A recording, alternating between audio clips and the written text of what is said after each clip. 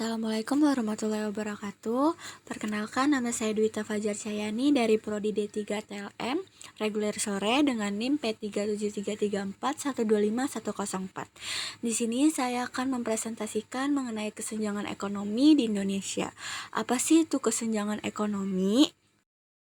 Kesenjangan ekonomi adalah ketidakseimbangan dalam distribusi pendapatan, kekayaan, dan akses terhadap sumber daya ekonomi antara berbagai kelompok dalam masyarakat, di mana ada perbedaan mencolok antara yang kaya dan yang miskin. Ini tidak hanya mencakup perbedaan pendapat, tapi juga akses yang tidak merata terhadap pendidikan berkualitas, layanan kesehatan, infrastruktur, dan peluang kerja. Kesenjangan ekonomi dapat diukur menggunakan berbagai indikator seperti koefisien Gini atau semakin tinggi angkanya semakin besar ketimpangan, rasio pendapatan kelompok terkaya versus termiskin, dan indeks pembangunan manusia atau IPM. Penyebab kesenjangan ekonomi. Yang pertama ada kondisi demografi, yang kedua ada kondisi pendidikan, yang ketiga pendapat yang tidak merata, yang keempat pembangunan tidak merata, dan yang kelima kurangnya lapangan pekerjaan. Kondisi demografi. Kondisi demografi mempengaruhi kesenjangan ekonomi melalui jumlah penduduk, komposisi usia, dan persebaran penduduk. Misalnya, daerah dengan lebih banyak lansia dibanding angkatan kerja akan mengalami kesenjangan, sementara kepadatan penduduk yang tinggi di daerah lain bisa menimbulkan ketimpangan karena kurangnya sumber daya seperti pekerjaan dan pendidikan yang memadai. Kesenjangan ekonomi juga dapat terjadi jika keluarga ekonomi lemah memiliki banyak anak yang mempersulit peningkatan kesejahteraan. Selanjutnya ada kondisi pendidikan. Kesenjangan ekonomi pendidikan adalah perbedaan akses, kualitas, dan hasil pendidikan akibat ketidaksetaraan ekonomi antar individu, keluarga, atau wilayah. Masalah ini terjadi karena keluarga berpenghasilan rendah sering kesulitan membiayai sekolah, akses infrastruktur yang tidak merata, dan kesempatan yang tidak setara. Dampaknya mencakup terbatasnya kemampuan akademik, rendahnya peluang karir, dan terhambatnya mobilitas sosial, sehingga kesenjangan ekonomi dan sosial terus berlanjut. Selanjutnya, pendapat yang tidak merata. Pendapat yang tidak merata tentang kesenjangan ekonomi mencakup pandangan bahwa kesenjangan ekonomi merusak, serta pandangan yang lebih spesifik tentang dampaknya pada pertumbuhan ekonomi, sosial, dan politik. Sementara, banyak yang menganggapnya sebagai masalah yang harus diatasi karena merusak kesejahteraan dan stabilitas sosial. Beberapa hipotesis, seperti yang diusulkan oleh Person dan Tabelin, bahkan menyarankan bahwa kesenjangan bisa bermanfaat bagi pertumbuhan ekonomi, terutama jika menyebabkan konsentrasi kekayaan pada mereka yang memiliki kecenderungan menabung lebih tinggi.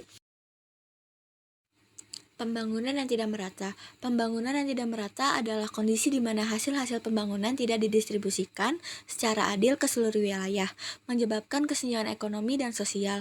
Hal ini dipicu oleh perbedaan sumber daya alam, faktor geografis, konsentrasi investasi di kota besar, serta ketidakmampuan menjangkau daerah tertinggal dan berujung pada masalah seperti kemiskinan, pengangguran, dan konflik sosial.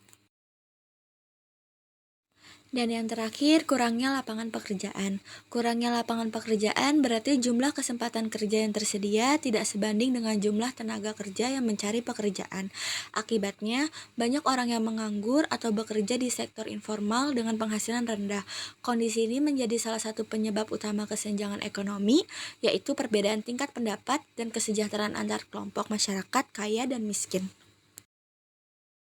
Selanjutnya, ketimpangan pendapat. Ketimpangan pendapat tentang kesenjangan ekonomi berpusat pada dua pandangan utama, bahwa kesenjangan adalah masalah serius yang harus diatasi karena merusak sosial dan ekonomi jangka panjang, dan bahwa beberapa tingkat kesenjangan tidak selalu buruk, atau bahkan dapat menjadi indikator dari pertumbuhan ekonomi yang pesat. Pandangan pertama menyoroti dampak negatif seperti terbatasnya akses terhadap pendidikan dan kesehatan, serta potensi konflik sosial. Pandangan kedua menekankan bahwa pertumbuhan ekonomi yang cepat dapat menciptakan kesenjangan sementara, seperti yang terlihat dari PDRB per kapita yang tinggi tetapi juga ketimpangan yang meningkat di beberapa daerah.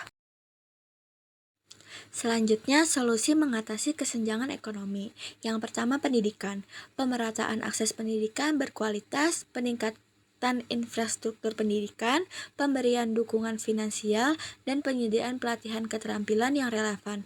Ini dapat dicapai melalui pembangunan sekolah di daerah terpencil, penyediaan bantuan dan beasiswa, pemanfaatan teknologi, serta pengembangan program yang memberikan keterampilan langsung bekerja atau wirausaha. Yang kedua ada infrastruktur, meratakan pembangunan infrastruktur fisik atau jalan, pelabuhan, dan lain-lain, dan infrastruktur digital seperti internet di daerah tertinggal. Meningkatkan efisiensi investasi dan pengelolaan infrastruktur, serta menggabungkan pembangunan infrastruktur dengan pemberdayaan ekonomi melalui pendidikan dan pelatihan. Dan yang terakhir ada subsidi, penyaluran subsidi yang tepat sasaran seperti bantuan langsung tunai atau modal alat untuk meningkatkan kegiatan ekonomi masyarakat. Selain itu, pemerintah perlu melengkapi subsidi dengan strategi lain seperti pemerataan pendidikan, pembangunan infrastruktur, dan reformasi kebijakan pajak yang keadilan untuk menciptakan peluang ekonomi yang setara bagi seluruh lapisan masyarakat. Kesimpulan dari kesenjangan ekonomi memerlukan upaya komprehensif yang melibatkan kebijakan pemerintah seperti pemerataan pendapat, pembangunan infrastruktur, dan program pelindungan sosial, peningkatan kualitas sumber daya manusia melalui pendidikan dan pelatihan, serta pemberdayaan ekonomi lokal untuk menciptakan lapangan kerja dan mendorong pertumbuhan inklusif. Selain itu, dibutuhkan kolaborasi antara pemerintah, masyarakat, dan sektor swasta untuk memastikan pembangunan yang berkeadilan dan berkelanjutan bagi seluruh rakyat. Sekian presentasi dari saya, kurang lebihnya mohon maaf. Terima kasih. Thank you everyone. Thank you